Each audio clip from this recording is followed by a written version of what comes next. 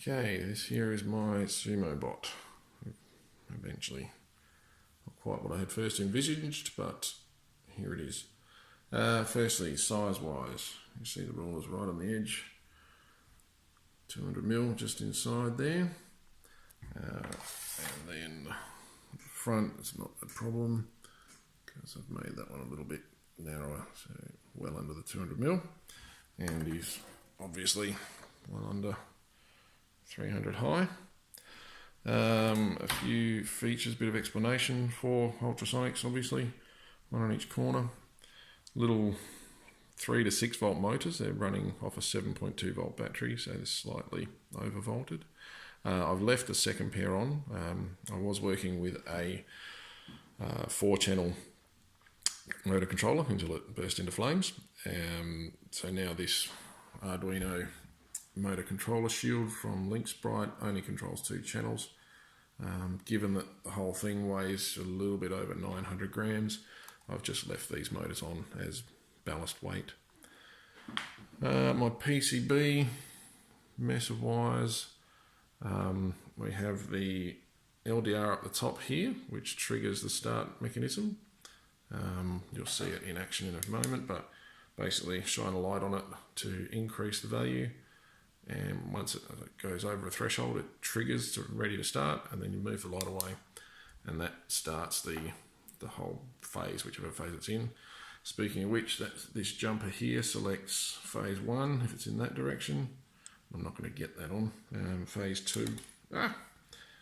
Phase 2 if it's in this other direction down there. It's just a simple voltage divider. And it would select phase 3 with nothing connected, but I don't have to worry about phase 3 because I'm so late with this. Couple of current sensors which aren't actually used. They're legacy from the previous, or the original build. Underneath is an Arduino Mega ADK that I had sitting around. We have a nice big switch to power the whole unit. Inside, back behind here, can't really see it, but there's a 7.2 volt remote control nickel metal hydride battery. A caster at the back here, which just allows the rear end to slide around frictionlessly. Now that you're here, you can see the micro switches which are used as edge detectors.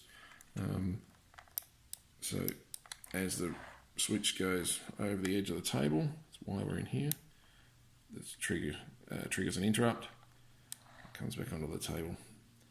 Now you'll see that work when it pushes the box away. What happens is when the box falls off the table, it jolts this top edge a little bit and triggers that interrupt, so it doesn't actually get to the edge of the table, but the task is to push the box off the table and then stop inside the arena, and it does that successfully. On top here we have 3 status LEDs. The white one is a countdown indicator, and it'll flash gradually more slowly as the countdown gets towards the end of its 5 seconds. The green LED will flash consistently at 1/4 second when it's in phase 1, and the yellow will flash consistently in phase 2. Alright, so weight. Let's turn this guy on.